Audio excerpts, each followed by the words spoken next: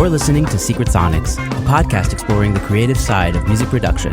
Join us weekly for honest conversations with real-world music producers and audio professionals.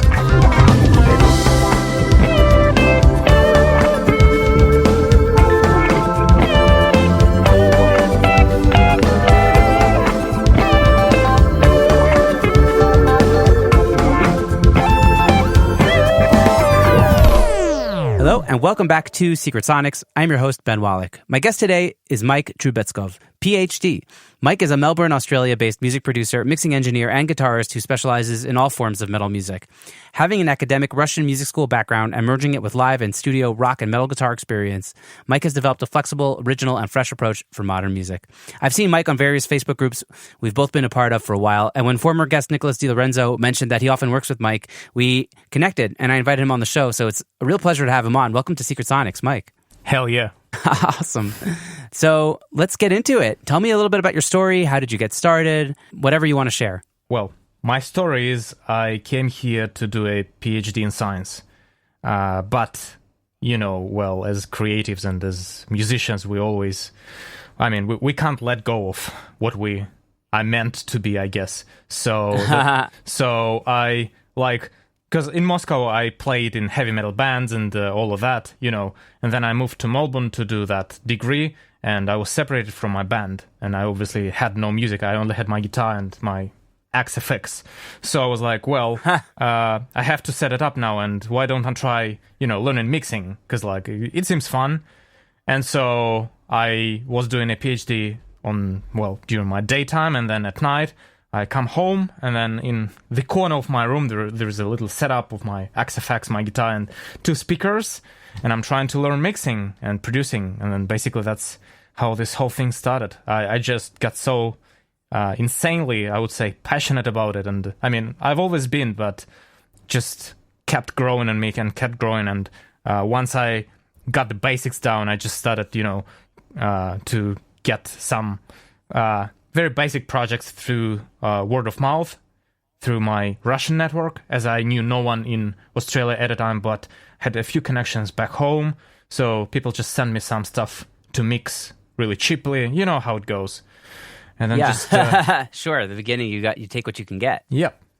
And then we just moved houses then, and there appears to be a room with a high ceiling, really well suited for a home studio. So we took up that offer, and we haven't moved for 5 years now. We are here renting this same place for 5 years, and the studio has been growing, from a really simplistic setup, just a table, 2 speakers, my XFX, into something more sophisticated. First, room treatment, then better monitors, better interface, better this, better that. You know how it goes. Just slowly growing. Slowly evolving. Yeah, dude, that's amazing. Wow, I have so many questions. No worries, go for it. Did you have, it's funny also because the way your story really reminds me of my story. Because I moved to Israel from America when I guess 11 years ago. And when I moved here, that was the first time I didn't have a band to play with. That was the first time I was all by myself. And you have all these creative juices. Yep. And it's just next thing you know, I'm digging into GarageBand, then I'm buying a Zoom, and then I'm buying Logic, and then, Right. Very similar indeed. It's pretty much the same thing. It's like music is growing in you, and you can't just let it, not do the thing. You have to let it out. It's impossible otherwise. Yeah. What's interesting is that what was hard for me was once I kind of became this lone wolf doing all this music by myself because I had to, it's hard to start incorporating other people into that work. And I think it's super important to be the same at the end of the day to collaborate with other people that do what we do. Yes. Did you find that you had a similar struggle? Yeah, sure, and I still do a little bit because I've learned everything by myself, and all the systems have been developed around myself. So, for instance, recently I've grown to a level where I can actually collaborate with an editor or collaborate with maybe a recording engineer and then just mix or produce. But I find it a little hard to delegate such tasks, and so say if I teach someone from the ground up to do editing for me, say it may be the case that I can't 100% explain to them what they're after, what they have to do, or maybe I'm musically I can't quite put into words what I musically feel like, and then it just creates some obstacles. So I tend to go back sometimes and do editing myself because of that. It's indeed pretty hard because lone wolf sort of mentality. Yeah. Well, first of all, for someone who moved to Australia from Russia, your English is really great. Thanks, I appreciate it. I've been improving. Absolutely. Did you have a moment where you realized like, oh, shit, this is working? I'm like becoming a music producer, mixer, engineer. Like I'm not just like hobbying. It's a good question. I mean, there were a few, and it's interesting because sometimes, well, I like to doubt myself, okay? I like to question myself. It's in my blood. Fortunately or unfortunately, well, it's a double-edged sort of thing. There were a few moments like that, yes. I had those ambitious and very naive dreams when I started. So I was like, oh, I have a talent, and it's pretty safe to admit that I probably do, but talent itself is not much. Talent and hard work is what brings one to success. But talent itself is good to have, yeah. And it's good to admit to have it, because one actually has to admit that one has a talent. But if it's just a talent, it's nothing. So back on track. You need the confidence, but you don't want to be arrogant. Exactly. So with that thing in mind, I was like, well, I have the talent, and now I'm going to make few like records which are unique, and they're going to blow up, I thought. Well, 5 years back, I mean, I was younger. Didn't happen, obviously. None of them blew up. So I'm still dreaming and working towards a record that would.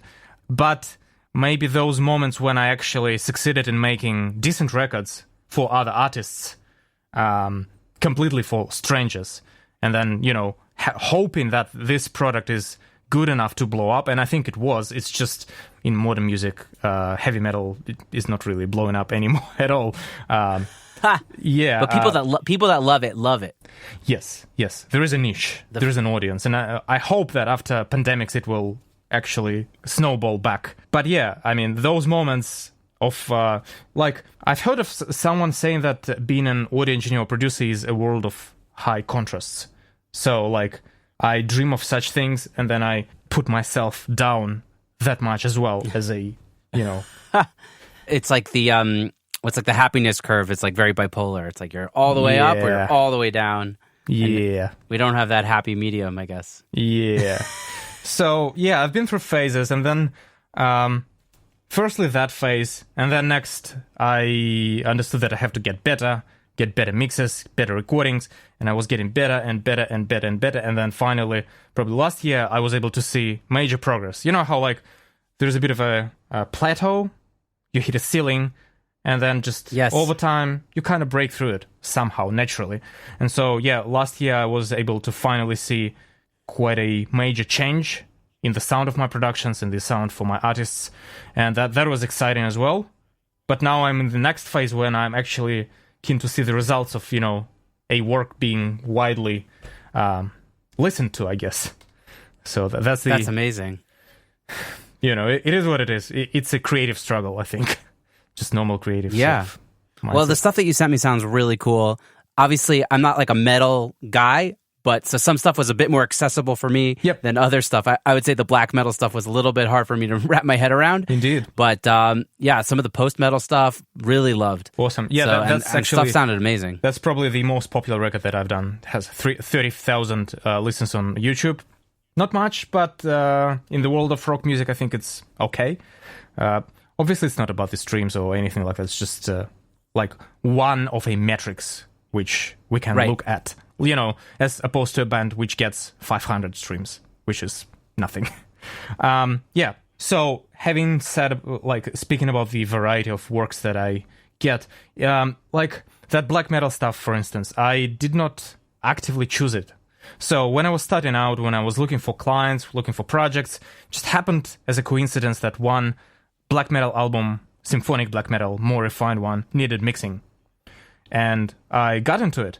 Even though I come from a background of more sort of modern metal and rock music. I was inspired by Muse and Rammstein when I was in high school.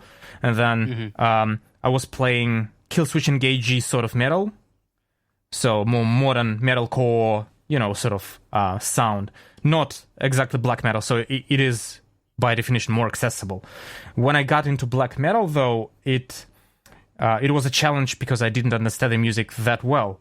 But it's how it's different between listening to music for your own leisure and actually working on a project. When you can get so deep into it that you get into the whole genre.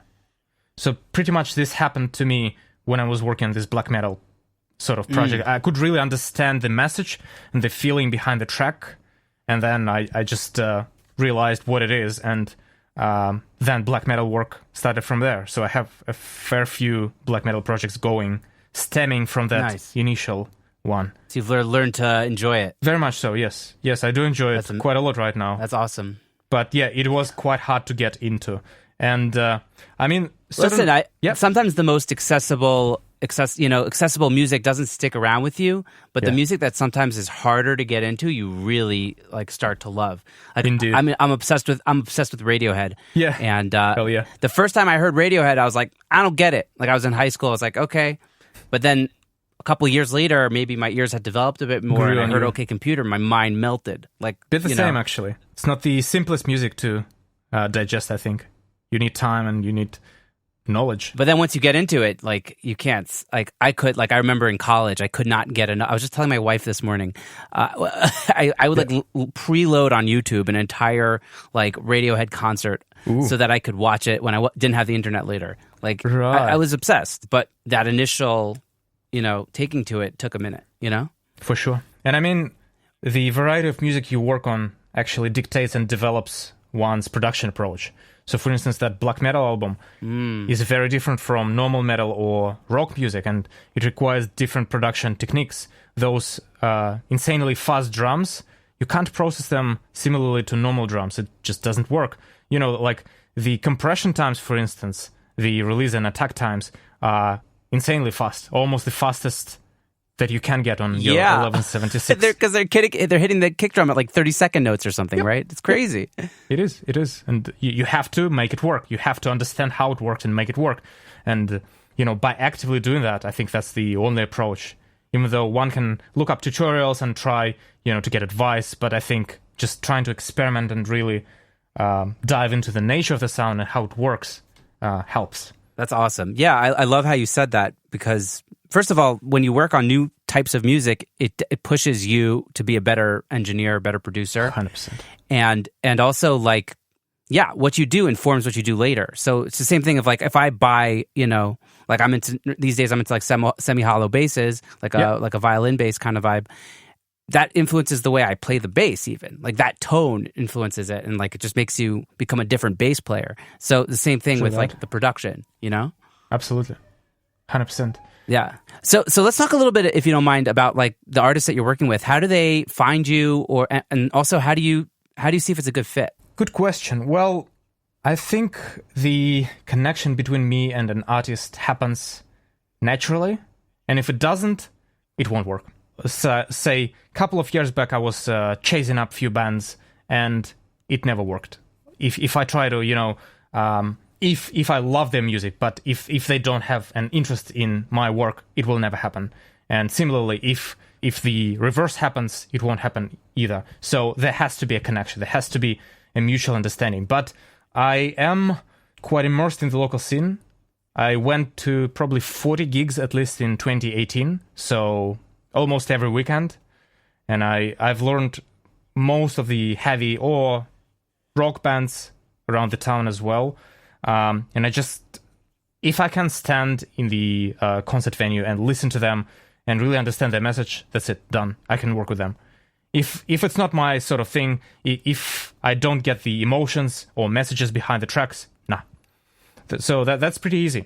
So that's how the connection happens. Now, in terms of getting clients, I make content regularly. So I have this go-giver kind of mentality, which I think everyone needs right now.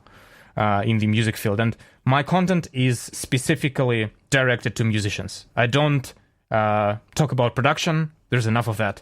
I only talk about mindset in the studio, recording in the studio, playing instruments in the studio, and developing the technique, working on music, working on arrangements. And I do